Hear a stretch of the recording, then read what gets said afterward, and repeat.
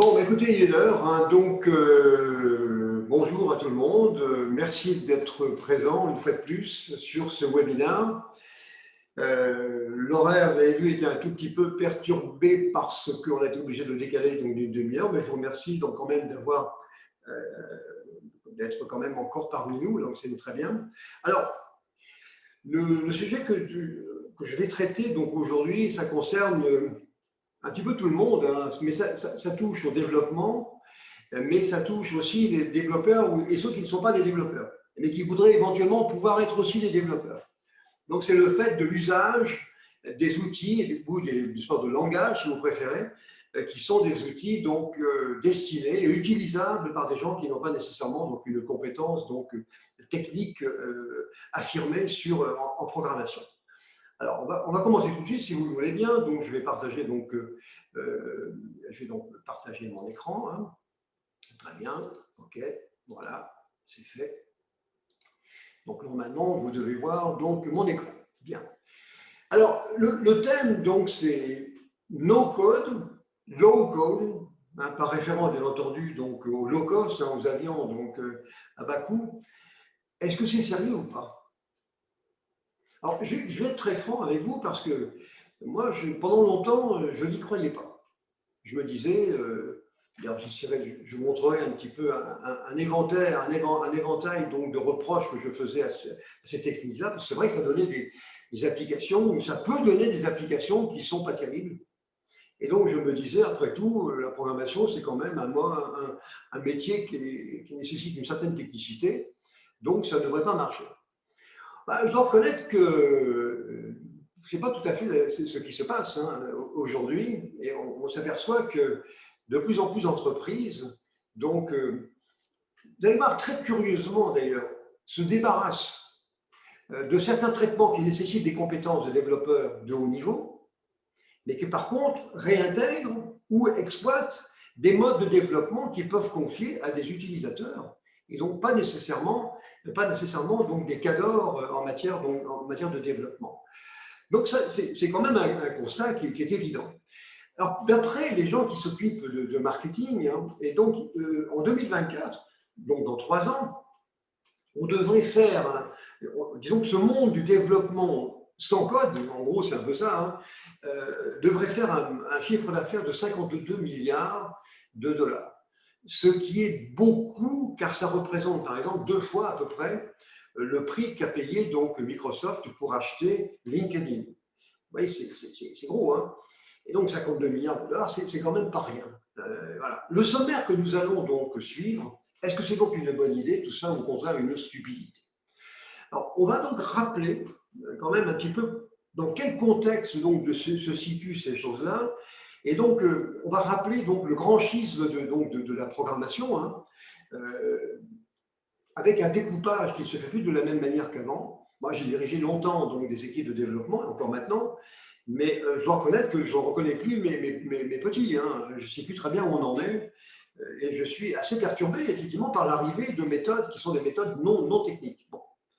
Donc, le métier, c'est un métier qui change en profondeur, le métier donc, de développeur. On va se poser la question, alors n'y voyez surtout pas une atteinte personnelle, hein. Est-ce que les développeurs ont besoin d'être compétents? On peut penser que non. On peut penser que oui, mais aussi on peut penser que non. Et on va expliquer pourquoi. D'autant plus que le développement, contrairement à ce que certains développeurs croient, ce n'est pas une science, hein. Je le rappelle, parce que ça j'ai déjà dit, ce n'est pas une science, c'est une technique. Il ne faut pas confondre la conception des applications avec le codage. Alors, la conception, effectivement, nécessite d'avoir quelques neurones qui soient bien connectés. Par contre, le codage, c'est souvent l'application, et à la limite, on pourrait se faire remplacer par des algorithmes qui pourraient très bien faire le travail correctement. Et d'ailleurs, c'est ce que l'on fait, et c'est ce que l'on parle quand on évoque donc, la génération donc, de code qui se fait de plus en plus maintenant. Est-ce qu'ils ont besoin d'être compétents? Ça va dépendre. Ça va dépendre quand même du contexte. C'est pour ça que j'ai rappelé quels sont les grands domaines d'aujourd'hui, donc on fait du développement. Alors, qu'est-ce que le no-code? En gros, c'est très très vite, hein, c'est du codage sans mettre une seule ligne de programmation, simplement en faisant du coupé-coller avec des logiciels. On prend quelque chose là-bas, on le met ici, on remplit un texte, on met un lien par rapport à un bouton. Vous voyez, on fait des choses qui sont extrêmement visuelles, qui d'ailleurs ne sont pas nouvelles. Hein. D'ailleurs, on va voir que les origines de la programmation, donc sans compétences, on monte quand même relativement loin. On parlera également du low-code, mais le low-code, c'est une forme, on va dire, non pas simplifiée, mais c'est une forme un peu particulière d'un développement normal, simplement pour lequel on aurait caché certains aspects du développement. Ouais, ne serait-ce que pour accélérer les choses. Donc, c'est une espèce d'aide, mais au fond, qui peut être une aide à des développeurs tout à fait professionnels. Hein. Donc, ce n'est pas la même chose, on n'est pas sur le même contexte. Maintenant, on va regarder à quoi ça sert. Alors, je vous ai mis un certain nombre d'usages possibles. Hein, et puis, je terminerai sur l'idée que je pense que programmer dans les entreprises, ce n'est plus un métier d'avenir. Sauf pour certaines entreprises, mais en fait, maintenant, ce n'est plus un métier d'avenir chez les utilisateurs. Alors, on verra que, bien entendu, certaines entreprises, pour certaines applications, ont besoin quand même de maîtriser ce qui se fait.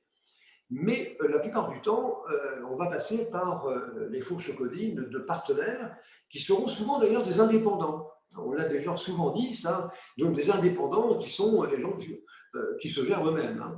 Donc, vous voyez un petit peu ce que nous allons donc évoquer aujourd'hui.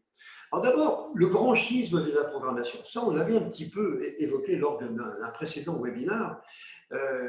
L'idée, c'est qu'aujourd'hui, au fond, je trouve que l'on peut faire un découpage des développeurs et des familles de développeurs en 5 grandes familles. Mais on peut aussi en ajouter d'autres. Hein. Alors, il y a d'abord les développeurs, les langages qui utilisent des langages qui sont proches des machines. Essentiellement, ça sera donc l'assembleur hein, pour une machine donnée, mais ça peut être aussi le C, le langage C, et qui reste quand même, bon an, mal an, l'un des 2 langages les plus populaires de la planète. Vous voyez, devant C# de Microsoft, on fait encore beaucoup de C. Et il y a, bon, là, on n'est pas sur du langage objet, sur du C. Donc, souvent, c'est une bataille à 2. Hein. Souvent, c'est Java, C. Puis, ensuite, c'est C et Java. Alors, c'est l'un ou l'autre. Et puis, donc, ils se partagent donc, le leadership donc, en programmation. Donc, ce sont des langages qui sont proches des machines. Mais moi, ce que je constate actuellement, c'est que avec l'arrivée de certains frameworks, certaines API, eh bien, on se rapproche des machines. À un moment donné, on s'en est éloigné avec des langages donc, orientés objets qui nous cachaient donc, beaucoup de choses. Mais maintenant, on s'en rapproche. Et à travers, par exemple, des frameworks tels que le Node. Node, quand on code du Node en JavaScript, puisque c'est du JavaScript sur des serveurs, on a des préoccupations quand même qui sont relativement proches des machines sur lesquelles on travaille. Le web assemblage, c'est pareil. On se rapproche donc des machines. Bien. Et donc, ça veut dire, c'est pas pour autant qu'on va faire de l'assembleur, mais l'idée même d'être proche des machines n'est pas une stupidité, en tout cas aujourd'hui. Et on peut imaginer qu'il y a une catégorie donc, de développeurs qui seront plutôt orientés vers ce genre de choses, plutôt concernés par des architectures machines, plutôt concernés par des protocoles de réseau et des choses comme ça. Ça, c'est quand même une spécialité qui est une spécialité forte. Et la question qu'on va se poser, c'est est-ce qu'on en a besoin dans l'entreprise maintenant ou est-ce qu'au contraire, on pourra donc s'en débarrasser? Non, est-ce qu'on pourra donc en faire l'économie? Ensuite, on a les langages dits scripts. D'une manière générale, les langages déclaratifs. Ça, c'est très important. Et d'ailleurs, je vais vous parler spécifiquement des langages déclaratifs. Ce sont des langages tels que SQL, hein, pour accéder à des données, ou à des langages de présentation tels que peut l'être HTML, dans lesquels on dit voilà ce que je voudrais faire, mais on ne dit pas comment on va le faire. Et donc, certaines formes, donc en fait, quand on fait du no-code, hein, on lui dit voilà ce que je voudrais faire, je vais mettre des boutons ici qui interagissent avec ceci, si je tape là, il se passe telle chose, mais je ne dis pas comment on va le faire, car le code qu'il y a derrière, ce n'est pas moi qui le génère, c'est le système qui va le générer. Et donc, on ne dit pas comment on va faire, mais on dit ce que l'on veut faire. Et d'une manière générale, souvent d'ailleurs des langages scripts sont assez proches de ça, et donc on parlera donc de langage déclaratif. Il n'y a pas d'ailleurs que SQL ou HTML, il y en a d'autres. Ensuite, on va tout de suite aller vers les langages, disons plutôt low-code ou no-code. Et donc ça, je crois vraiment maintenant que c'est quelque chose qui va intéresser beaucoup d'utilisateurs qui, du jour au lendemain, sans mettre la panique partout, vont pouvoir développer un certain nombre de choses, et je vais vous dire quelles sont justement ces choses, et donc sans avoir nécessairement des compétences techniques extrêmement importantes. Vous me direz, ça ne fait jamais de mal d'avoir quelques idées quand même sur les machines sur lesquelles on travaille, hein, ça ne fait pas de mal, mais ce n'est pas une obligation. Maintenant, est-ce que les utilisateurs vont effectivement se servir de ces langages? Je ne suis pas du tout convaincu. Et moi, c'était un petit peu ça qui me paraissait curieux, parce que pour beaucoup d'utilisateurs, low-code, no-code, objet, tout ça, de toute façon, c'est l'affaire du TI, c'est l'affaire de l'informatique. Moi, je suis utilisateur, donc ce n'est pas mon domaine. Je ne suis pas certain que même le fait de mettre à disposition donc, des utilisateurs des langages faciles d'accès, après tout, vraiment qu'ils les utilisent. Et on l'a bien vu avec SQL. Moi, je pense que SQL est un langage relativement simple à apprendre, tout au moins sur ses principaux fondements. Mais en fait, il y a relativement peu d'utilisateurs qui veulent véritablement s'imprégner de ce que l'on peut faire avec ce type de langage. Donc, je ne suis pas du tout certain que ça marcherait. En tout cas, c'est une poussée, on va dire, forte de la part d'un certain nombre d'éditeurs qui voudraient bien que ce soit les utilisateurs qui développent. Bien.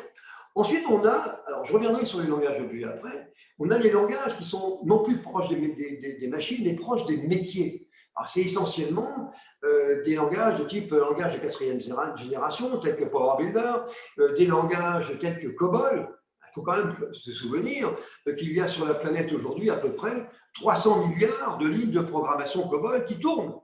Alors, on peut dire que c'est moche, que c'est bavard, que c'est tout ce que vous voudrez, n'empêche qu'il y en a 300 milliards. Donc, il faudra bien un jour se décider sur ce qu'on va faire avec ces fameuses lignes de programmation. Là, on est dans des mondes qui sont proches du métier. Alors, ce n'est pas pour autant que c'était les développeurs utilisateurs qui faisaient ça. Mais je veux dire que de ce temps-là, on va dire, puisque ça remonte quand même relativement loin, les développeurs avaient une connotation, on va dire, dans le cerveau très métier. Ils connaissaient bien les métiers. Et donc, quand ils développaient quelque chose, ils programmaient quelque chose, c'était en général bien conçu du point de vue métier. Et ça, on le voit encore maintenant, hein, avec des langages de quatrième génération, il y a beaucoup de code qui a été écrit, et ça devrait, enfin, le problème en tout cas sera posé, qu'est-ce que l'on va faire avec ça? On va quand même devoir un jour se décider de ce qu'on va faire donc avec Maintenant, les fameux langages objets et fonctionnels.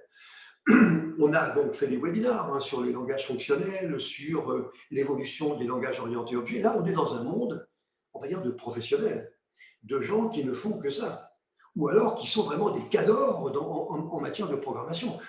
Les langages ont évolué depuis quelque temps d'une manière quand même assez complexe. On utilise maintenant des paradigmes qui n'ont rien d'évident et qui, de toute façon, ne sont plus du tout du ressort donc, des utilisateurs. Mais est-ce que ces langages sont du ressort de l'entreprise? Pas convaincu du tout. Je crois que l'entreprise, si vous voulez, si on résume un petit peu ce découpage à la louche en 5 grands domaines, je pense que le découpage va se faire de la façon suivante. Tout ce qui va nécessiter des compétences fortes ira à l'extérieur. Ce qui ne nécessitera pas de compétences fortes, donc des langages de type déclaratif ou des langages de type low-code, pourrait rester dans l'entreprise. Au contraire, ça pourrait être un bon moyen donc, de développer. Donc moi, je vois plutôt les choses comme ça. Donc une espèce de, on va dire, pas de disparition, mais en tout cas de perte de savoir-faire dans des langages qui nécessitent des compétences quand même avancées. Quand on voit comment les derniers JDK, donc le JDK 17 de Java ou les dernières versions des langages fonctionnels, bon, c'est quand même pas évident du tout. Hein. Donc voilà, moi ça me semble être en tout cas ça. Et il y aurait donc un découpage et ce ne sont donc pas les mêmes populations qui sont concernées. Donc voilà, on va voir ce qu'il en est. Quel intérêt donc y aura-t-il à conserver donc, des développeurs chez soi, autres que des interfaces ou pour faire des sites web jetables avec des outils de type HTML et des outils de type des langages de type low-code. Il me semble qu'on est en train de vivre des années qui sont cruciales et qui sont véritablement significatives de ce point de vue-là. Nous perdons dans les entreprises la compétence en développement au niveau élevé. C'est mon point de vue. Bon, je crois qu'il est assez partagé. Hein. Il me semble que c'est quelque chose qui est assez inéluctable. Donc, c'est le grand schisme de la programmation, parce qu'auparavant, ce n'était pas comme ça. Auparavant, on gardait à la maison toutes les formes de compétences de développeurs, et donc on les mettait en œuvre le cas échéant. Mais on gardait tout ça à la maison. Maintenant, on a changé tout ça, et ça change. Donc, ça change énormément.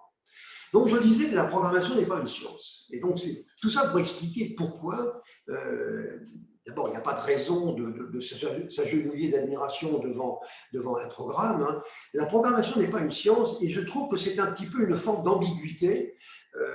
Certains développeurs ayant un peu trop tendance à considérer que c'est quelque chose, que c'est un nirvana, un graal, vous voyez, que seuls les initiés peuvent atteindre. Ça, je n'y crois pas du tout. Alors, je vais essayer de m'expliquer là-dessus. D'abord, on peut penser que concevoir un compilateur pour un langage, ça, c'est une science. Appliquer la technique du compilateur, ça, c'est une technique. C'est tout simple. Les bonnes pratiques de programmation d'un langage, en fait, elles se réfèrent à l'expérience de l'utilisateur. On sait, on a appris, on l'a déjà fait, ou on ne sait pas. Je ne suis pas certain qu'il y ait là-dedans beaucoup de, entre guillemets, parce qu'il ne faut pas que les développeurs m'en veuillent, hein, sur les propos un tout petit peu provocateurs que j'ai maintenant, il n'y a pas véritablement d'intelligence dans la réutilisation d'une technique qu'on a déjà appliquée. Alors, moi, je pense que ça serait dangereux, d'ailleurs, de se réfugier derrière cette expérience-là et de la confondre, cette expérience, avec une connaissance. Ce n'est pas du tout pareil. Réappliquer quelque chose que j'ai déjà fait, très bien. Mais est-ce que c'est… Bon, c'est vrai que c'est une connaissance, mais la connaissance est a une connotation beaucoup plus générique, beaucoup plus importante. Donc, je ne suis pas convaincu de ça. Vous voyez, je pense que par ailleurs, il est beaucoup plus facile de se spécialiser donc, sur un langage que d'essayer de prendre du recul et de le repositionner dans son contexte. Vous avez remarqué, donc, comme moi je suppose, que beaucoup de développeurs réutilisent le langage qu'ils pratiquent. Pourquoi? Parce qu'ils le connaissent. Alors évidemment, ils sont beaucoup plus à l'aise, ils sont dans un pays qui est connu, donc ils ont tendance à vouloir toujours réutiliser le même langage. Mais au contraire, ce qu'il faudrait faire, c'est prendre du recul et peut-être utiliser les API et puis les langages qui sont les mieux adaptés aux problèmes que l'on a à traiter. C'est comme ça qu'il faudrait réagir. Et tous les développeurs ne sont pas dans cette posture, dans cette situation. Alors c'est vrai que c'est un sujet qui est très sensible, hein, qui divise donc la communauté. Et on a eu quelques accrochages gentils, mais quand même assez vifs, hein, avec des communautés des développeurs, en particulier dans le monde open source, qui, eux, considèrent que c'est une science, que moi, je ne crois pas. Alors, ça fait 40 ans, si vous voulez, qu'il y a donc un espace, une sorte de méfiance, évidemment, entre les développeurs et les utilisateurs. Une espèce de petit fossé dès qu'on n'arrive pas à franchir. Hein. On a souvent évoqué donc, ce sujet-là. Donc, les utilisateurs, qu'est-ce qu'ils reprochent finalement aux développeurs? L'arrogance. Le fait de savoir mettre le point-virgule en un endroit, ben, ça se transforme en une attitude arrogante. Et je veux dire, pourtant, il n'y a rien d'extraordinaire là-dedans. Hein. Et encore une fois, ce n'est pas parce qu'on mettait des points du temps de COBOL que c'était moins intelligent que de mettre un point-virgule aujourd'hui. C'est aussi, donc, d'une manière générale, c'est l'indifférence des utilisateurs par rapport à la chose informatique, et plus particulièrement donc, par rapport aux programmeurs, à la programmation. Et donc, le low-code et le no-code rentrent dans ce contexte. Je ne dis pas que c'est une réconciliation, mais c'est le moyen donné à des utilisateurs de faire des choses sans aller demander à l'informatique et aux développeurs « est-ce que tu voudrais bien me faire ceci ou cela ?» Donc, ils vont le faire eux-mêmes. Il se trouve que les résultats, bon, je reconnais que c'est peut-être pas, on ne demandera pas le prix Nobel pour ça, mais c'est vrai que c'est pas mal. Hein, et moi, je me suis un petit peu trompé sur la qualité de ce que l'on pouvait obtenir. Vous voyez? Et je pense par ailleurs que cette prise de conscience des utilisateurs, y compris dans le domaine de la programmation, elle est facilitée par quoi? Par l'usage de la gestion de projet agile. Quand on voit ce que peut faire une méthode de gestion de projet telle que Scrum, le patron ou la patronne donc, des projets, c'est un utilisateur ou une utilisatrice. Ce n'est pas quelqu'un du TI. Et donc, ça montre bien qu'on peut aussi, quand on est utilisateur, on n'est pas totalement stupide pour pouvoir gérer un projet. C'est les fondements même d'une méthode de projet telle que Scrum. Donc, et puis je le vois bien, donc les liens, les relations qu'il y a dans un projet agile aujourd'hui avec Scrum, les liens sont vraiment très intéressants hein, entre les utilisateurs qui prennent le pouvoir, qui prennent des décisions, qui sont responsables, avec des développeurs qui amènent leur technicité. Et finalement, on fait une belle équipe. Au fond, c'est un peu ce qu'on aurait dû faire depuis tout le temps, depuis longtemps, mais malheureusement, bon, on n'a pas nécessairement appliqué ce genre de choses. Donc, moi, ce n'est pas une science. Hein. Alors, c'est vrai que dans certains cas, c'est un peu compliqué. mais pas plus, si vous voulez, pas plus qu'être réparateur d'un véhicule. On sait où est le carburateur, on sait où sont les choses. Bon, voilà, c'est pas pour autant que réparer une voiture, on peut demander le prix Nobel pour ça. Il ne faut pas confondre. La science, c'est autre chose. Une technique, c'est encore autre chose. Donc, moi, je ne crois pas à cette approche, hein, parce qu'il y a des développeurs qui ont un comportement qui n'est pas acceptable, hein, qui se réfugient derrière la connaissance d'une syntaxe. Il n'y a rien d'extraordinaire à savoir qu'il faut mettre un point à un moment donné, ou qu'il faut ouvrir une accolade, ou il faut écrire main, où on aura une méthode qui sera statique. Enfin, bon, d'accord, mais ce n'est pas une science. Hein. Ce sont des, on va dire, des recettes de cuisine, mais belle cuisine, c'est vrai, mais ce sont quand même des recettes. Alors, cette compétence, cette fameuse compétence donc, des développeurs, moi je pense qu'elle n'est pas, sauf cas particulier, elle n'est pas véritablement nécessaire. Alors, je vous dis les choses telles que je le ressens. Et donc, on va d'ailleurs expliquer pourquoi. Hein. Parce qu'on va voir quel est finalement le périmètre dans lequel interviennent donc les développeurs et ce qui est donc contraint. La compétence, moi je crois qu'en matière de codage en tout cas, elle ne se décrit plus de la même manière qu'auparavant. Et ce qui compte aujourd'hui dans une entreprise, dans les applications, c'est pas tellement de faire la 8e merveille de la planète, c'est d'être résilient. C'est-à-dire de répondre au plus vite à un besoin d'entreprise parce que le concurrent a fait ceci, parce que le concurrent a fait cela, donc il faut réagir. Le code que l'on va produire ne sera peut-être pas le plus beau des codes que nous aurons, même si moi je suis très attaché à l'esthétisme du codage, n'empêche qu'il faut être résilient, c'est plutôt ça. Donc l'idée c'est que peut-être plus que la compétence qu'on va demander donc aux développeurs, on va leur demander donc une réactivité pour répondre aux besoins changeants de l'entreprise. C'est plutôt ça, la capacité donc de résilience. Et moi, je trouve que la véritable compétence aujourd'hui en matière de codage à très haut niveau, elle se situe chez les prestataires. C'est-à-dire, elle se situe chez Facebook, chez IBM, chez Google, mais pas chez les clients. De moins en moins chez les clients, chez qui elle devient inutile. Et donc, moi, il me semble, si vous voulez, que les ressources humaines aujourd'hui, qui travaillent beaucoup trop à former des gens, on va dire, en programmation, hein, sur des langages objets par exemple, et bien je pense qu'ils se trompent. Elles se trompent parce qu'on aura beaucoup moins besoin de ce genre de personnage donc demain. Et déjà, voilà. Et on verra donc quelle sera donc la part du low-code là-dedans. Alors pourquoi? Quels sont donc on va dire, quels sont les éléments qui me permettent de dire donc que la compétence des développeurs n'est pas nécessairement utile?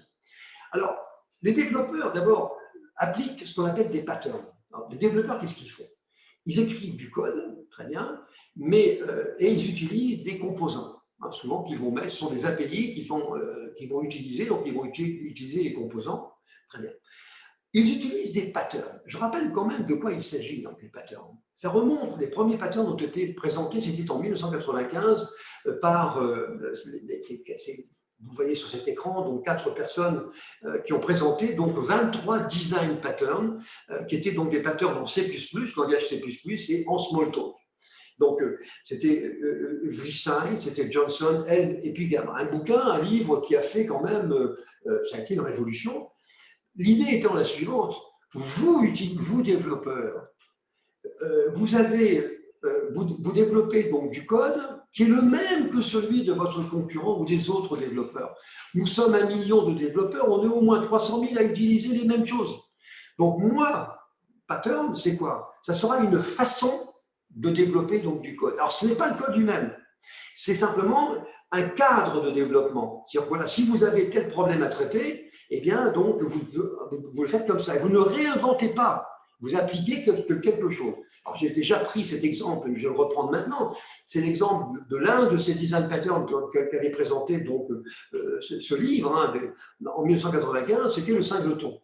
Le singleton, c'est le fait que quand vous avez une classe, vous instanciez votre classe pour obtenir un objet, eh bien, vous ne voulez pas, pour des raisons qui vous regardent, pouvoir produire et fabriquer le même objet plus d'une seule fois. Exemple, pour l'authentification d'un utilisateur. On va partir d'une classe d'authentification, on va créer un objet qui sera mon mot de passe, mon login, et puis éventuellement un identifiant dedans, mais je ne veux pas qu'on puisse me créer plusieurs fois. Eh bien, ce problème, tous les développeurs l'ont eu. hein. Et puisqu'ils l'ont eu, ils ont tous réinventé l'eau chaude en disant « moi je traite comme ça, moi je fais comme ceci ». Et l'intérêt donc des patterns, c'est de dire si vous avez ce problème d'instanciation unique, eh bien, vous le traitez comme ça. Voilà, je vous propose un cadre de ce que vous devez faire. Vous devez développer telle méthode qui va faire ceci, vous voyez, donc c'est un cadre. Maintenant, le remplissage de ces méthodes, c'est vous qui allez le faire. Mais le cadre, je ne dis pas qu'on l'impose, mais il est proposé en tout cas par le pattern. Aujourd'hui, on a des milliers de patterns. Et donc, on va donc développer conformément à, on va dire, là, c'est un peu comme la couturière. Je prends souvent l'exemple du pantalon. On le met sur un modèle, on découpe le long du pantalon. On est au moins certain qu'on ne va pas oublier une jambe. Vous voyez, c'est ça. Or, aujourd'hui, les développeurs, même de très haut niveau, eh bien, appliquent des patterns. Et d'abord parce que c'est une bonne chose de le faire, hein, parce que si ça a marché quelque part, on a tout à fait intérêt à le réutiliser pour vous, même si vous êtes un très très bon développeur. Pourquoi réinventer donc des choses qui ont déjà été faites au risque de faire des erreurs? Ben, je ne comprends pas. Hein. Donc, vous voyez, ces patterns, par exemple sur MVC, donc Model View Controller, c'est une manière donc de découper donc la sollicitation d'un code, un traitement métier qui lui-même va générer donc une vue, c'est le V de vue pour afficher sur votre poste de travail. Bon, vous avez donc, selon les cas, hein, bien entendu, selon les contextes, vous avez un certain nombre d'offres de type MVC, ce n'est pas la peine d'aller en inventer de nouvelles. Donc, ce que je veux dire à travers les patterns, c'est que finalement, on va dire l'inventivité du codeur dans ce cas-là, elle est réduite, puisqu'on lui dit comment il faut faire. Vous voyez, ça reprend exactement un exemple que je prenais souvent aussi, qui est celui donc, des joueurs d'échecs. Les joueurs d'échecs, on dit toujours, on apprend donc le mouvement des pièces, etc. Mais après, si on veut vraiment devenir un très bon joueur d'échecs, on doit apprendre les parties qui ont été jouées par Kasparov, Fischer et compagnie. Et donc, on reproduit les choses de manière à avoir un comportement qui soit un comportement donc, de maître dans les échecs. Pour les patterns, c'est pareil. Exactement la même chose. C'est-à-dire que si ça a été utilisé avec succès quelque part, ben, je vais faire pareil. Mais où se trouve l'inventivité? Alors, à ce moment-là, on va dire, vous voyez, la créativité, donc, elle est quand même relativement réduite. Bon. Ensuite, par exemple, pour faire communiquer des objets, une fois que vous avez instancié dans votre programme, les objets communiquent très bien, mais la manière de communiquer, vous avez également des patterns qui vous décrivent la manière dont ça doit se faire. Donc, la communication entre les objets. Et comme ça, vous avez énormément de contextes qui sont... Ce n'est pas du code, hein, ce n'est pas des composants tout près, c'est simplement une manière donc, de développer. Vous en avez donc des milliers. Voilà. Alors, je peux prendre un exemple. Nous avons développé une fois, à un moment donné, un outil de gestion de contenu, développé en Java, tout à fait classique. Bon, très bien, ça marchait très bien. Un jour, j'ai un stagiaire, une personne qui me demande de faire un stage.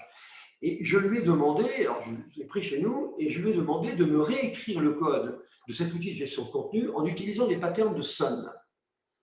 Alors, il a trouvé ça très intéressant, et donc il m'a fait, pendant 3 mois, il a réécrit donc le code, et il m'a produit donc une application qui était pas plus rapide, mais qui était infiniment mieux structurée. Vous voyez, beaucoup mieux structurée, et donc beaucoup plus facile à maintenir. Et donc, tout ça, pourquoi? Parce qu'il avait appliqué donc, des modes de développement et des contextes et des modèles de développement qui étaient standards et qui avaient fait leurs preuves. Donc, moi, depuis, je ne me fais plus de... Je suis un défenseur donc, de ces choses-là. Vous voyez? Donc, moi, je crois qu'aujourd'hui, un développeur ne se lance pas, en tout cas dans une application, s'il n'a pas une connaissance, s'il ne s'informe pas, en tout cas, des meilleurs patterns et puis aussi API composants. Parce que maintenant, le deuxième aspect donc, des choses, c'est qu'on va utiliser des bibliothèques. Alors, ce qui est difficile dans les bibliothèques, ce n'est pas tellement l'usage des composants eux-mêmes, c'est la manière dont ils sont architecturés dans une application. C'est ça. Ce qui est un peu compliqué on va dire dans les API, c'est de comprendre comment on les met en œuvre. Ce n'est pas uniquement d'instancier un composant et voilà, c'est pas tout. Non, non, on les utilise d'une certaine manière. Donc, vous avez aujourd'hui des milliers de patterns. Vous avez donc des bibliothèques gigantesques maintenant de composants dans tous les domaines. Et donc, où se trouve donc l'originalité, ou plutôt l'intérêt du développeur? Si finalement vous ne faites que reproduire ce qui a été fait ailleurs, bon, moi je ne m'amuse plus. Hein. Le temps n'est plus où avant on faisait de l'assembleur, on écrivait du code, ça marchait moins bien, c'est vrai, mais c'est pas très drôle. Hein. Et donc cette fonction, qui était une fonction native donc précédemment, hein, je pense qu'elle va donc disparaître. À mon sens, ça va plutôt être comme ça. Voilà. En tout cas, l'usage des patterns d'aujourd'hui et l'usage donc des bibliothèques ne doit pas donner le statut de scientifique de haut niveau. Hein. Donc je vous l'ai dit, le codage, c'est pas une science, mais c'est plus en plus. Alors, ils n'aiment pas ça quand on le dit, mais c'est pourtant la vérité. C'est une technique qui est relativement simple, vous savez. Hein. Avec un peu de mémoire, en copiant ce qui a été fait ailleurs, on est tout à fait capable de faire des choses. Il n'y a rien de compliqué là-dedans. Alors, il y a bien entendu des choses qui peuvent paraître un petit peu plus complexes, hein, je suis d'accord, il y a des éléments qui ne sont pas évidents, mais globalement, il n'y a rien de fabuleux là-dedans. Hein. Et donc, on s'aperçoit finalement, et c'est pour ça que je voulais arriver, c'est que quand on regarde une application, on s'aperçoit que juste des fois, plus de 80% du codage n'est qu'une mise en situation de composants et de patterns qui existent déjà. Donc, le développeur, on lui a demandé simplement de réfléchir sur les 20% qui restent. Et donc, c'est pour ça, est-ce qu'on a besoin de compétences? Bien sûr, ça ne fait pas de mal, évidemment, mais est-ce que c'est vraiment indispensable? Je ne suis pas du tout convaincu. Et c'est ça que je voulais donc un petit peu préciser sur ce plan. Alors, les développeurs, eux, ils ne sont pas du tout d'accord, bien entendu, avec mon approche, mais encore une fois, ce n'est pas du tout les dénigrer. Hein. Je ne dis pas qu'ils sont mauvais, ce n'est pas ça. Je dis que dans une entreprise, en tout cas, s'ils veulent véritablement s'éclater, et vraiment faire des choses qui sont intéressantes, ce n'est pas maintenant chez les utilisateurs qui vont le faire. Ça sera dans soit des communautés open source, ça oui, ou alors soit chez ou certains utilisateurs très particuliers, hein, des opérateurs de télécom par exemple, ou alors chez des fournisseurs informatiques comme IBM ou les autres. Là, effectivement, ils vont faire des choses très intéressantes. Mais ce n'est pas chez les utilisateurs, en tout cas beaucoup moins, beaucoup moins que par le passé. Alors, ce qu'on peut dire également, donc, on va dire en antichambre du low-code et du no-code, c'est la génération du code. Alors, non seulement on ne demande plus aux développeurs, on demande de moins réfléchir que par le passé, mais en plus, on génère de plus en plus le code. Alors, souvent, d'ailleurs, on s'est posé la question de savoir si l'intelligence artificielle pourrait un jour remplacer la fonction de développeur. Alors, je crois que la fonction codage, la réponse est oui. La fonction conception, la réponse est non. On n'a jamais réussi, à partir d'un cahier des charges ou d'un modèle conceptuel, vous voyez, on n'a jamais réussi donc à faire quelque chose, le faire d'une manière automatique. C'est pas évident du tout, ça. Donc, par contre, la génération du code, je veux dire, bon, elle n'est pas, il n'y a rien d'extraordinaire là-dedans, et on peut avoir d'ailleurs, ça existe maintenant, hein, donc pourrait donc remplacer la fonction de codeur. C'est pour ça que moi, je ne confonds pas la notion de codeur avec la notion donc, de développeur. Développeur-concepteur, c'est quand même autre chose. Plus proche des utilisateurs, plus proche de l'analyse, alors que le codeur, c'est simplement la traduction en un code compris par une machine. Bon. Alors, il y a certains observateurs hein, qui disent aujourd'hui que l'intelligence artificielle pourrait donc remplacer les chefs de projet. Alors, ceux-là se font des illusions absolues. Ce n'est pas vrai. Il faut arrêter de dire n'importe quoi. L'IA n'est pas capable de faire des choses que simuler ce que nous faisons, nous, en général mieux, mais ils le font peut-être plus vite. Ça, c'est vrai. Les algorithmes d'intelligence artificielle, et je ne crois pas une seconde qu'ils puissent encore, pendant au moins à horizon prévisible, disons, remplacer donc les concepteurs. Je pense que l'IA n'est pas suffisamment mature, en tout cas, pour se comporter de manière donc, autonome. Par contre, c'est vrai, hein, on l'a dit, donc pour le codage, hein, la génération donc, progresse très vite. Alors maintenant, on peut dire, oui, mais le code, il n'est pas beau. C'est vrai, moi, ça me choque. Mais bon, parce que, voilà, ça me choque. Mais il marche ou il ne marche pas? Quels sont les critères, finalement, d'acceptation du code que j'aurais produit? Un, il faut que ça plaise au client. Bon. Deux, il faut que ça marche, évidemment. Trois, il faut que ça soit maintenable. Et quatre, il faut que ça ne coûte pas trop cher. Maintenant, que ce soit très beau à regarder, que ça fasse plaisir à Claude Marson, ça, c'est tout à fait secondaire. Hein. Ça, c'est vraiment… On a une approche qui est différente, nous. Donc, il ne faut pas faire d'illusions. On ne cherche pas ça. Ce qui compte, on parlait de la résilience tout à l'heure, mais ce qui compte, c'est ça. C'est plutôt, donc, et surtout, l'intérêt de l'utilisateur qui va apprécier donc, ce code. Peut-être qu'il n'est pas beau, il marche. Mais ce qu'il faut, c'est qu'il marche. Donc, génération. Alors, le fantasme, donc tout ça, ça nous amène à quoi? Ben, ça nous amène au fameux fantasme du code sans code. En gros, c'est ça. Alors, ce qu'on peut dire, c'est que si on regarde les choses un tout petit peu globalement, avant de rentrer plus dans les détails, c'est que c'est un concept marketing qui regroupe donc des technologies de développement, donc globalement pour des non-informaticiens, mais aussi pour des informaticiens. Alors c'est là où c'est assez amusant, c'est qu'il y a plein de gens qui font de l'informatique et du développement qui finalement se servent de ces outils-là pour aller plus vite. Vous voyez, c'est plus simple, malgré le fait que ce soit des outils quand même qui sont relativement frustes sur les produits qu'ils produisent. Donc Microsoft, on peut prendre Microsoft, a une opération aujourd'hui de séduction très forte autour du low-code, et il a depuis assez longtemps d'ailleurs de nombreux outils qui permettaient donc de coder sans avoir des compétences. Par exemple, avec Dreamweaver, avec FrontPage. Alors, Dreamweaver, donc c'était un outil de chez Adobe, et chez Microsoft, c'était FrontPage. Donc, on n'est pas obligé d'avoir des compétences très avancées en matière de programmation. Microsoft a donc récidivé sur des mobiles avec une nouvelle version qui est sortie récemment, d'ailleurs, de son Power Apps qui avait été annoncé donc, en 2015. Donc, ce n'est pas quelque chose de nouveau. Donc, c'est le Power Apps FX. Donc, ça vient d'être annoncé ici il y a quelques jours. Donc, on est en plein dans cette stratégie. C'est donc une technologie qui est fondée sur des modèles. Hein. Il suffit de remplir des modèles, mais le développeur n'a pas la maîtrise de ce qu'il génère. Hein. C'est quelque chose qui est relativement simple à faire et qui, à la limite, peut être utilisé par quelqu'un qui utilise Excel. D'ailleurs, vous trouvez dans PowerFX aujourd'hui des outils, des mécanismes qui sont très proches de l'écriture d'une macro Excel. Oui, on voit bien ce que ça veut dire. On dit, bah, vous avez fait de l'Excel, donc vous pouvez travailler avec PowerFX. C'est une approche donc no-code. Google aussi est présent là-dedans, mais je vous montrerai quelques exemples très, très concrets sur le sujet. Google est présent dans le no-code avec un produit qui s'appelle AppSheet, qui est un rachat qui a été fait donc en 2020, qui est connecté à Office 365, qu'on appelle maintenant Microsoft 365, la box Salesforce, Dropbox, bien entendu, avec des outils tels que la base de données, donc DynamoDB de chez Amazon, MySQL. Donc voilà, Google est présent bien évidemment là-dedans. Alors, qu'est-ce qu'il faut en penser de tout ça? On va voir. Hein. On n'est plus véritablement dans un contexte de risque de pollution des ressources, parce que pendant longtemps, c'était ça qui bloquait donc l'informatique. On disait, on ne veut pas confier aux utilisateurs des moyens d'écriture de code parce qu'ils vont tout nous polluer et ils vont nous consommer les ressources. Ce qui était vrai, parce qu'on n'avait pas les mêmes protections que nous avons aujourd'hui. Donc maintenant, le risque est quand même, à mon avis, beaucoup moins net. On peut faire des applications jetables, mobiles et BI. Ça n'a pas été toujours un vrai succès avec entre autres sur les mobiles, mais pourquoi pas? On peut dire aussi que c'est d'une certaine faiblesse en termes d'efficacité, donc avec une ergonomie contestable, je reviendrai là-dessus. Mais ce n'est pas vital, encore une fois. Ce qui est important, c'est la réactivité et que ça plaise aux clients à un prix et ça fonctionne correctement. Bon, alors, moi je pourrais dire, oui, mais ça existe depuis longtemps et ça n'a jamais marché. Moi je raisonnais plutôt comme ça.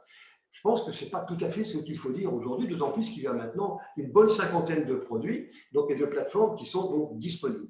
Et la vraie cible de ces plateformes, ça va être des espaces fermés, tels que SharePoint de Microsoft, tels que Office 365, pour ajouter donc on va dire des choses en plus hein, qui ne seraient pas prévues dans les outils d'origine.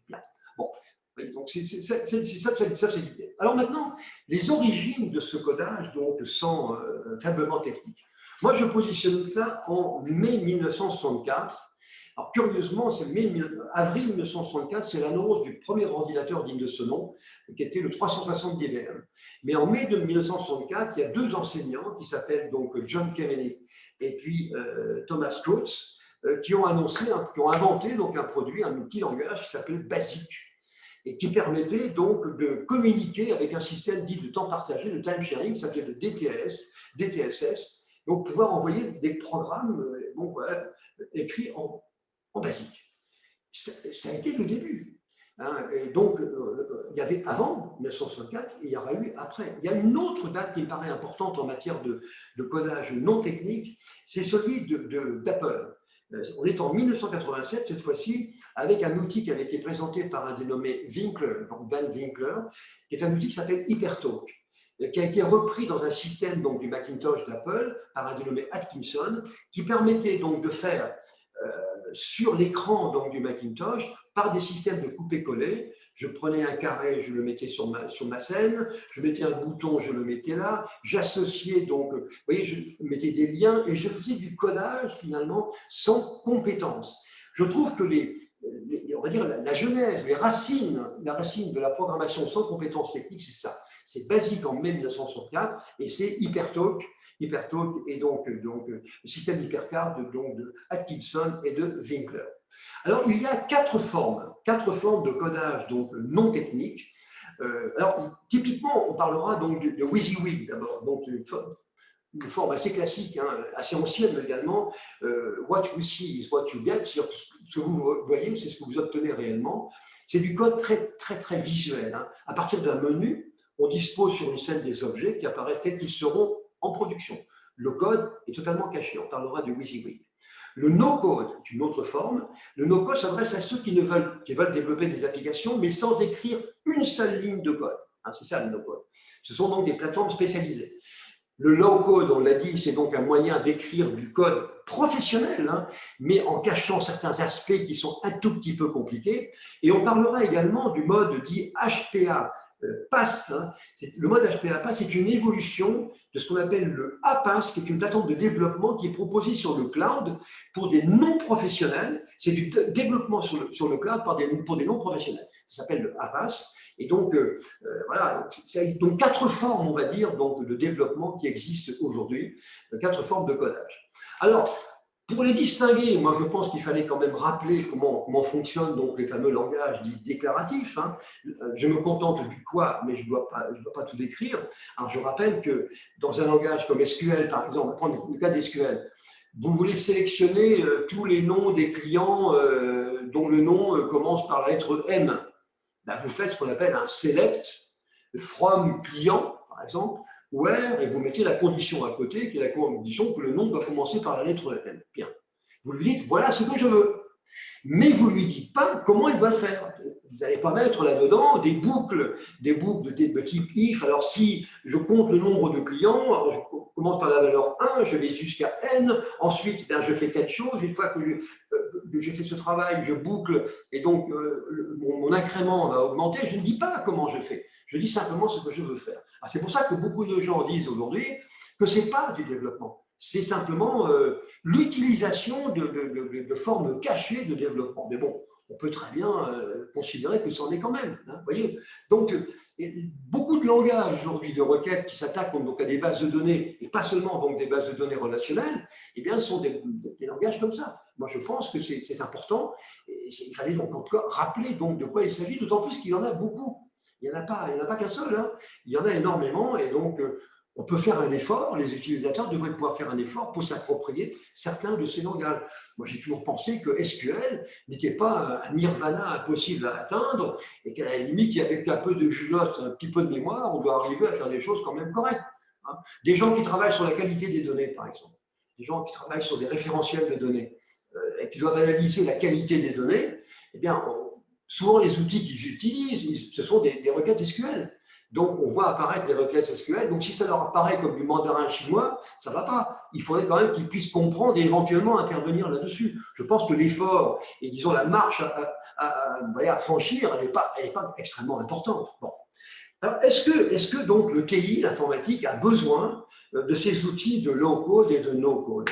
Est-ce qu'il faut donc mettre à disposition des entreprises des moyens d'application sans code qui ne nécessiteraient donc pas de connaissances techniques avancées? Le marché dit oui, ça c'est incontestable, le marché dit oui. Les grands éditeurs comme Salesforce, Microsoft, SAP et bien d'autres sont donc présents sur le sujet. Qu'en pensent les usagers? Alors moi je pense que, d'une certaine manière, on a été un tout petit peu trop vite, on a peut-être mis un peu la charrue avant les bœufs pour au moins deux raisons. D'abord, on est dans une période donc transitoire. Je vous ai dit qu'une bonne partie donc, des développeurs vont partir à l'extérieur. Il faudrait peut-être que les choses se stabilisent un petit peu avant de pouvoir donc, décider de la manière dont on va se comporter. Bon, vous voyez, voilà. On ne voit pas pourquoi on réintégrerait, si vous voulez, donc, des développements au prétexte que ça serait désormais un petit peu plus facile. Bon. La deuxième raison, ça tient à ce que les dispositions, ce n'est pas nouveau, hein, et qu'elles n'ont jamais véritablement été exploitées, ce que j'avais déjà indiqué. Donc, on l'a vu avec les mobiles, et puis les outils comme de productivité, comme Excel. Les usagers, il faut quand même reconnaître une chose, c'est qu'ils écrivent des macros, mais il n'y en a pas beaucoup qui écrivent des applications. Or, vous pouvez parfaitement écrire des applications avec Excel, mais ils ne le font pas. En général, on se limite quand même à des fonctions qui sont relativement basiques. Hein. Et donc, ça explique tout de même que…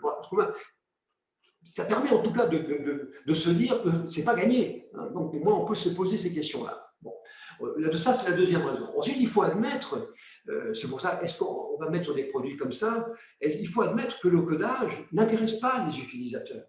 Et donc, pour eux, c'est du charabia, c'est une espèce de perte de temps incompatible avec leurs propres fonctions. C'est du TI. Vous voyez.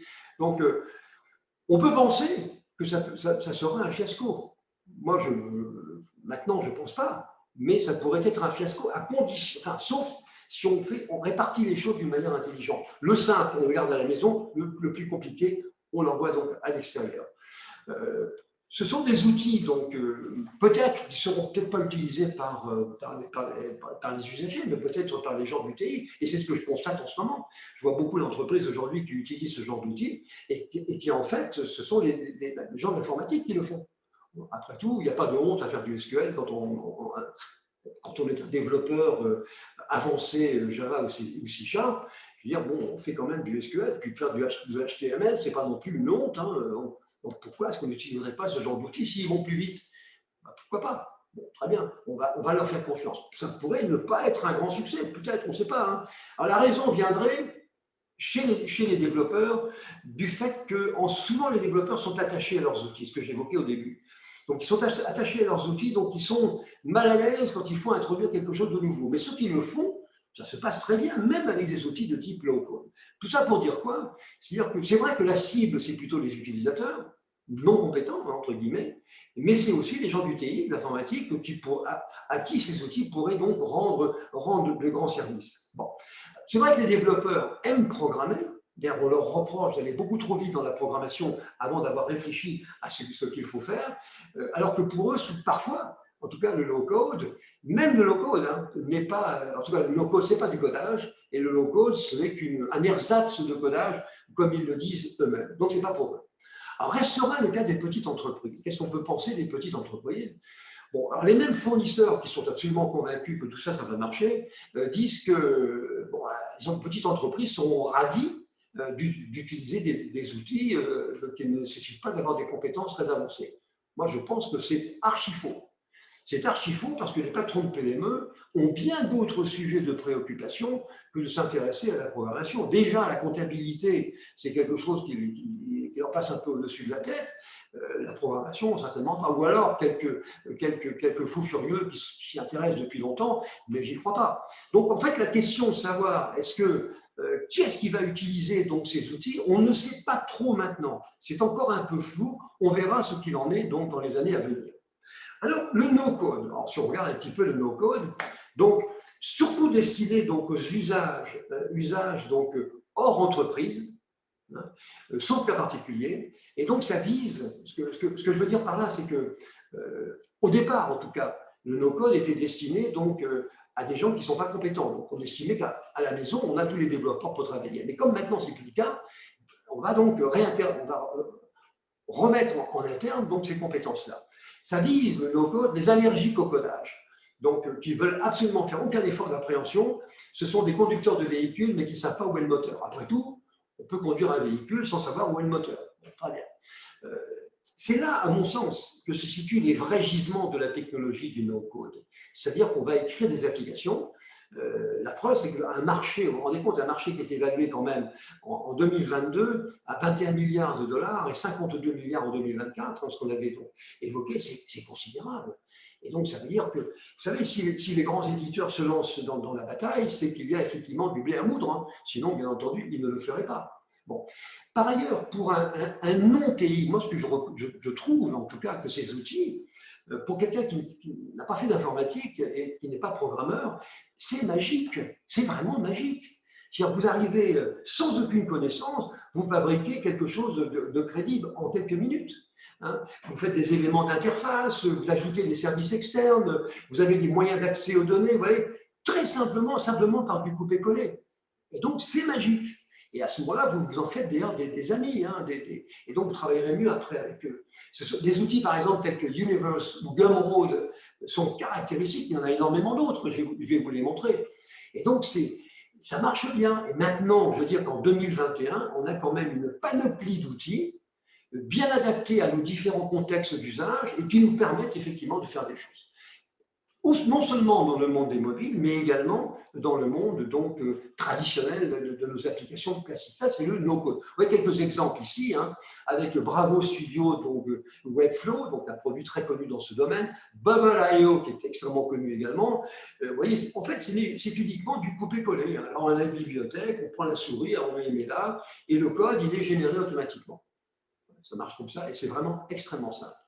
Alors, un exemple de no-code ici, c'est celui d'une application qui a été écrite avec un outil qui s'appelle Empower, qui n'est pas le plus connu. Hein. Vous voyez, ça se passe, je vous ai mis ici 4 écrans donc, qui montrent un peu le cheminement logique. D'abord, on a par exemple un choix à faire parmi un certain nombre d'options. Hein. Donc, vous voyez, on dit quel est le type d'application que l'on va monter, est-ce qu'on fait un site web, etc.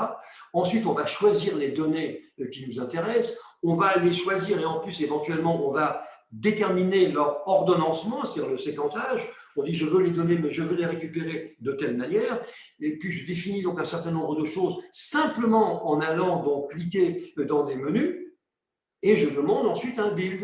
C'est-à-dire, je demande à l'application de me construire l'application. J'en ai pour 5 minutes.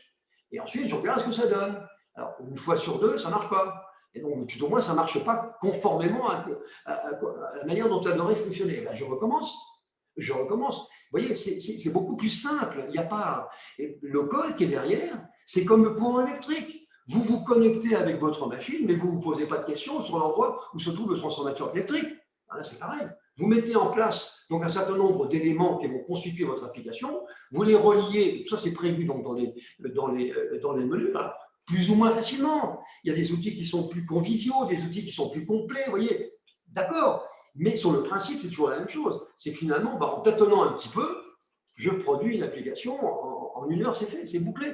Et ensuite, je peux l'utiliser. Alors, c'est évidemment pas un modèle de canon de l'esthétisme, mais si ça marche, pourquoi pas? Donc, des outils comme ça. Donc, un exemple de no-code ici. Bien, le low-code. Donc, je vous ai dit que le low-code, c'est un petit peu particulier. Donc, c'est un peu différent parce que ça nécessite quand même d'avoir un certain nombre de connaissances techniques. On a souvent d'ailleurs du codage à faire. Donc, c'est plutôt, je vous l'ai dit, hein, c'est plutôt un apport à certains outils qui permettent donc de cacher certaines parties du développement qui pourraient peut-être être un peu compliquées. Donc, c'est quand même du développement professionnel. Et bon, ce n'est plus du déclaratif. On n'est plus du tout dans le même contexte. Hein. C'est comme si on avait mis sur les possibilités de codage, on avait mis donc des caches devant. Dit ça, je ne pourrais pas l'utiliser, ça, je ne pourrais pas l'utiliser, ou plutôt ça sera fait indépendamment de ma volonté. Donc c'est un moyen de développer des applications professionnelles. Hein, c'est du low-code, mais à des coûts qui seront donc quand même relativement réduits. Vous voyez, donc ça, c'est un aspect. Puis on peut parler donc également, ce qu'on a un tout petit peu évoqué, donc le mode dit HPA pass, donc le A pass à haute performance. Hein, c'est une évolution, donc le mode pass, c'est la mise à. Ce sont des prestataires donc, de cloud qui fournissent une infrastructure et donc qui leur permettent aussi de développer des applications. Donc, on est sur le cloud pour développer des applications. Donc, entre l'IAS et le HPA, pass, il y a un concept intermédiaire maintenant qui est celui de l'APAS. Et le A, c'est pour application. Ce sont donc des plateformes classiques donc, de cloud, d'infonuage, si vous préférez pour mes amis québécois, avec donc des plateformes donc, de type PaaS, mais construites pour des non-professionnels. C'est ça l'idée, pour des non-professionnels. Donc, c'est ce qui nous intéresse ici. Hein. Vous voyez, en fait, le HPA PaaS, c'est une version de la PaaS, mais pour des environnements professionnels plus complets, mais rapides et conformes donc au low-code. Vous avez ici quelques exemples d'applications. Par exemple, Walt Disney a fait ça comme ça. Des applications qu'on trouvait un certain nombre ici. Printing New York est un prestataire d'impression qui est à New York. Ça a été fait comme ça. Donc là, on n'est plus dans du no-code, mais on est dans du soit dans un outil qui est chez vous, soit s'il est sur le cloud, qui vous cache donc un certain nombre d'éléments donc de développement qui pourraient être éventuellement donc considérés soit comme inutiles ou compliqués. Ouais. Donc ça, c'est low-code. Alors, les usages maintenant. Qu'est-ce que l'on peut faire? Alors, je vais pas donc différencier donc l'usage donc no-code et low-code. Quels sont les usages de tout ça? Moi, je pense que d'abord, il y a toutes les fonctions, donc les fonctions d'intégration hein, et d'interfaçage pour communiquer avec une application en place, hein, pour proposer un formulaire, pour faire une extraction de données, pour s'insérer dans un process et donc lui fournir un module qui n'aurait pas été prévu. Donc, ça peut tout à fait fonctionner. C'est le développement de sites web, on va dire, plutôt à faible couverture métier. Des outils qui proposent de construire le squelette d'un web, et en général donc, qui dispose donc d'un moteur moteur de CMS, hein, de gestion de contenu, pour élaborer et publier des contenus. Donc vous avez un squelette, et donc c'est ce que fait exactement WordPress. Hein. Donc vous pouvez construire comme ça des applications qui n'ont rien de ridicule hein, avec WordPress. Ce qu'on peut leur reprocher, c'est peut-être d'être un tout petit peu sécurisé. Bon, ça c'est lié au langage qui a été utilisé, qui est le langage PHP. Bon.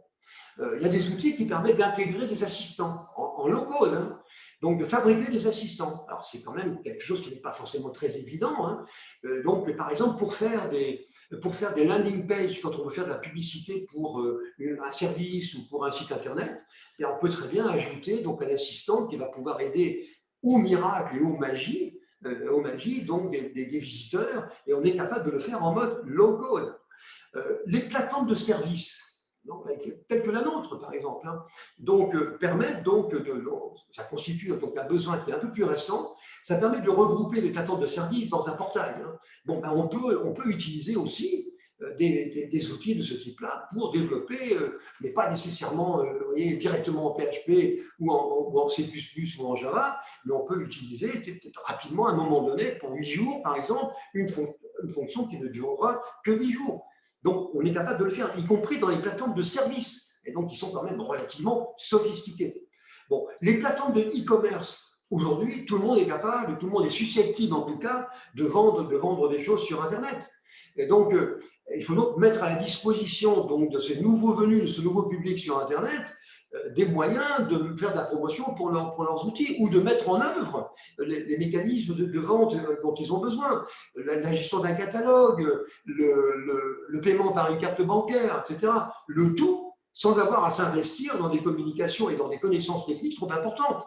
Donc ça pourra très bien marcher. Et il y aura donc des solutions, c'est vrai, qui pourront sembler incomplètes, en tout cas pour un vrai professionnel, mais qui seront largement suffisantes pour la plupart des utilisateurs, dans 90% des cas. Je crois qu'on se fait des illusions sur la recherche de l'excellence, la recherche de la perfection dans ce que nous faisons.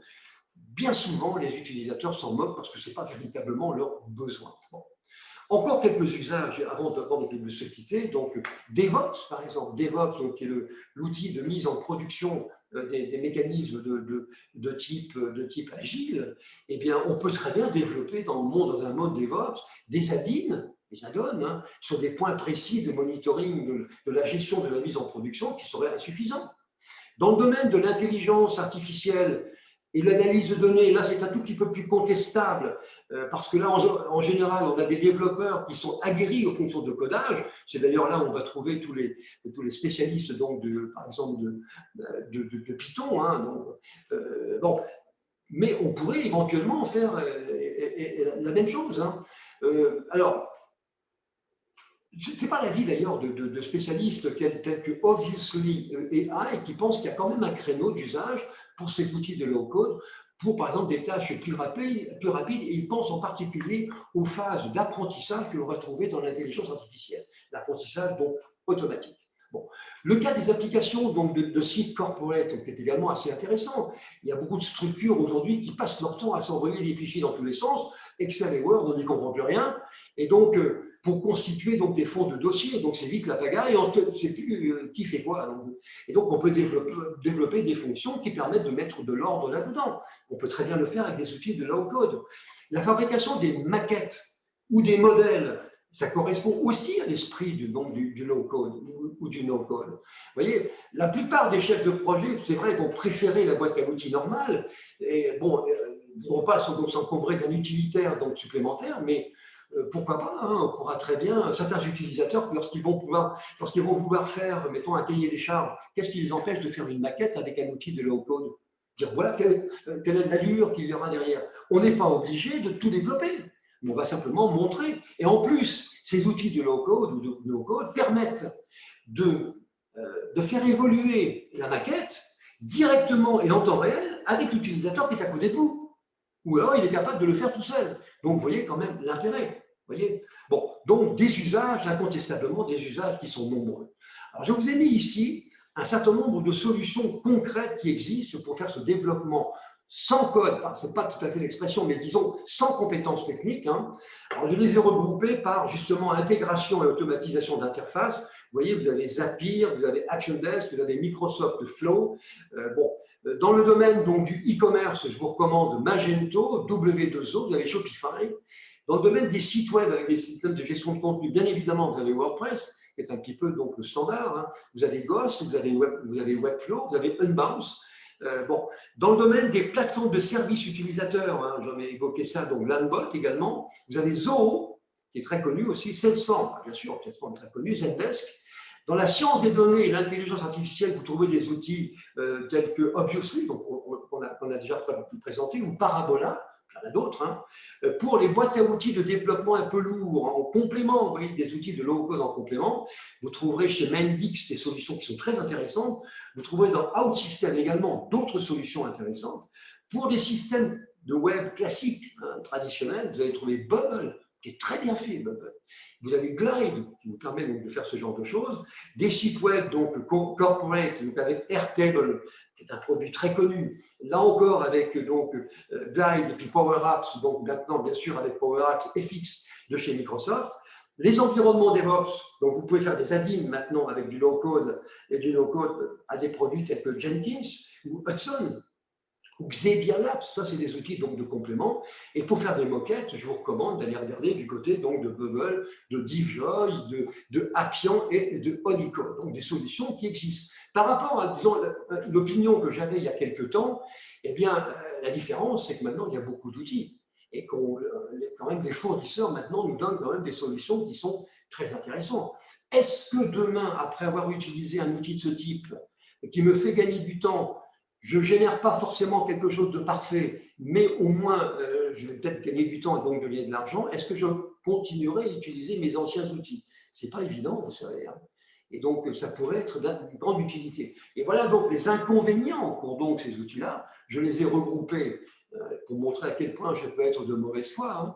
Donc, les inconvénients, c'est que l'utilisateur n'est pas intéressé, que l'utilisateur ne veut pas acquérir le minimum de connaissances qu'il devrait avoir quand même, que le zéro code est illusoire, mais ce n'est pas tout à fait vrai. Donc, le zéro code serait donc incompatible vraiment avec des applications. Les applications générées ne sont pas belles. Les ressources sont consommées sans retenue, ce n'est pas vrai. Hein. Les applications qui ne servent à rien, bah si, on le fait pour un objectif quand même bien précis. Des difficultés d'intégration, ça c'est un peu plus vrai, ce n'est pas toujours évident. Les gros problèmes de sécurité, mais ce n'est pas l'apanage du low-code et du no-code, c'est vrai aussi pour n'importe quel mode de développement. Et puis des applications qui sont fonctionnellement limitées. Mais c'est la nature même du low-code et du no-code de faire ça. On n'est pas en train de faire des systèmes d'information complets, on est en train de faire des compléments, des adjonctions, des add-ins, des add-ons, vous voyez, ou des petites choses, des maquettes. On n'est peut-être pas obligé d'installer un serveur Linux avec dedans toutes les plateformes, donc les composants que vous avez en Java. Voilà.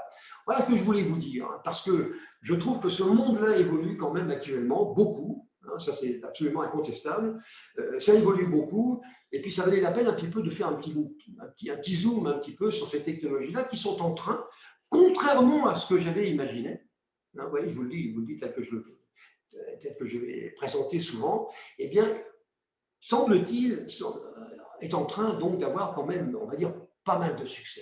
Vous voyez.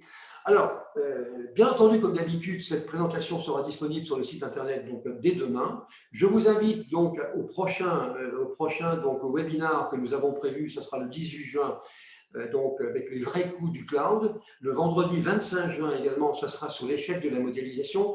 Et d'ici là, nous allons publier pas le panorama, mais on va dire l'agenda de toutes les interventions webinaires jusqu'à la fin de l'année. Comme ça, si vous voulez, vous pourrez vous intéresser si les sujets donc, vous intéressent. Voilà, chers amis, donc je vais arrêter donc, le partage donc, de mon écran. J'espère que ce que je vous ai dit, vous voyez, au fond, j'ai un peu battu ma propre coulpe. Hein. J'ai dit, voilà, je me suis trompé avant. Bon, je n'y croyais pas. J'ai probablement eu tort. Donc, je reconnais que j'ai eu tort. Donc, ça vaut la peine de présenter ça maintenant. Et il y a vraiment des endroits, tous ceux qui n'ont jamais programmé parmi vous, eh bien, faites-le. Vous allez voir, ça va vous paraître, mais alors, c'est aussi simple que ça. Et ils me faisaient une pendule, des développeurs, pour me dire que c'était compliqué. Ils me réclamaient des milliers de dollars pour le faire. C'est aussi simple. Je me débrouille tout seul maintenant. Voilà, c'est comme ça que ça va se passer. Merci infiniment, chers amis. Donc, j'espère vous retrouver prochainement et je vous souhaite bon courage. Merci pour votre attention.